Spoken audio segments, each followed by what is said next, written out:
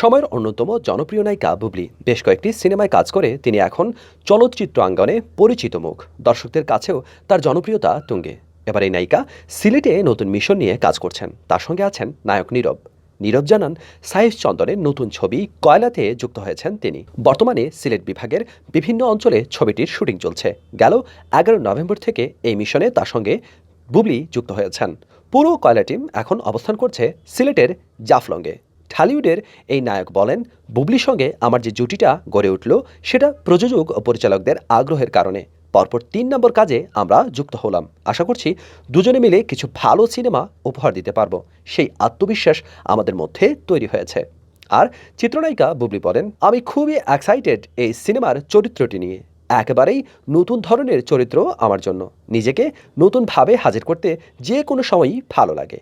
আর স্বস্তির বিষয়, এবারও নায়ক হিসেবে পেলাম নীরব ভাইকে। জানা গেছে, কয়লা সিনেমাটির কাহিনী ও সংলাপ করেছেন আবদুল্লাহ জহির বাবু। এতে নীরব বুবলি ছাড়াও অন্যতম চরিত্রে অভিনয় করছেন রাশেদ মামুন অপু। এর আগে আসিফ ইকবাল জুয়েল পরিচালিত চোখ সিনেমায় একসাথে অভিনয় করেছিলেন নীরব বুবলি। এছাড়া মুক্তির অপেক্ষায় আছে একই জুটির ক্যাসিনো নামের ছবিটিও। এটি পরিচালক সৈকত নাসির। এদিকে সিলেটে শুটিং করতে গিয়ে আহত হয়েছেন নায়ক নীরব। 16 নভেম্বর মঙ্গলবার এই ঘটনা ঘটে। নীরব বলেন, মঙ্গলবার প্রায় সারাদিনই শুটিং করেছি। মধ্যরাতে নৌকায় করে যখন বিলের মধ্যে কিছু দৃশ্যের কাজ করছিলাম, ওই বিলে প্রচুর শাপলা ফুল, সাপ আর জোক ছিল। ফুল দেখে যতটা মুগ্ধ হয়েছি, সাপ আর জোক দেখে ততটাই ভয় পেয়েছি। শেষ পর্যন্ত ভয়েরই জয় হলো, আমি মারাত্মক আহত হলাম।